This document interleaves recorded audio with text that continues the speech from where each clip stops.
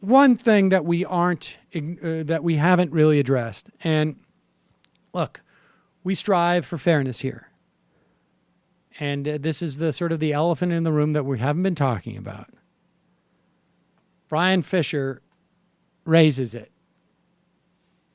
Bryan Fisher, of course, works for, what is it, the American Families Association. Still around. And he makes it quite clear on his radio program that we're forgetting something as we go out to vote. And here it is. Bryan Fisher.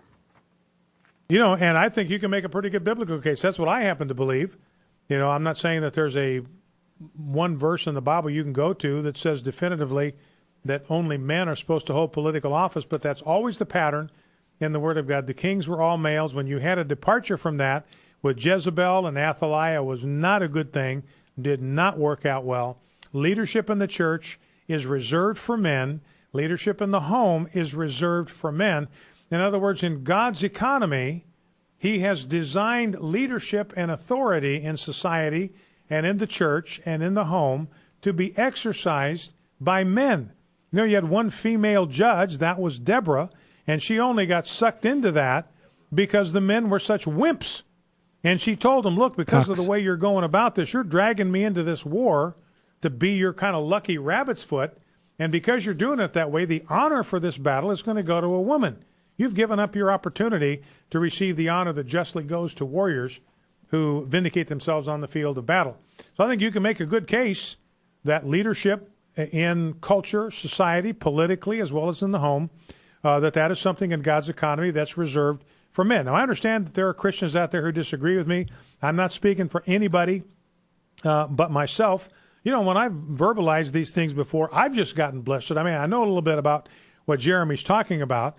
Is I just get blistered for saying this anytime it happens. So maybe Jeremy's wondering, what if somebody had the courage, you know, to go on national TV, somebody of some kind of prominence or visibility, and said, look, I'm going to vote for Trump because he's a man.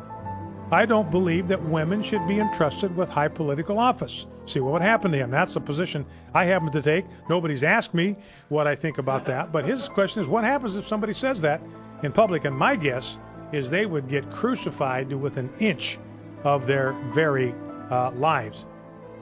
In fact, that is why Jesus was crucified, because Jesus said, I don't think a woman should be Caesar. I mean, it's just a big-time mess, frankly. Look, she can't, I mean... It was 2,000 years ago. We didn't have women leaders. I think that's a perfectly good reason. As I sit here in my bowling shirt. And they say... Why is he wearing a bowling shirt? And they say Deborah, she needed to lead, but it's because the men were weak. They were cucks. We remember Total Deborah. Cucks. Blood everywhere. Blood Total was everywhere. cucks. Deborah's there. She's saying, collect the grain. Meanwhile, I don't know if it's her time of the month. How come I I'm don't know. not on TV anymore? They just keep getting, my studio just keeps getting smaller and smaller. Unbelievable. All right, we just got time for... Hello, you. I'm Sam Seder. Looking for smart progressive talk that is occasionally amusing? Well, subscribe to our YouTube feed. Subscribe to our podcast. Like us on Facebook. And just generally enjoy us.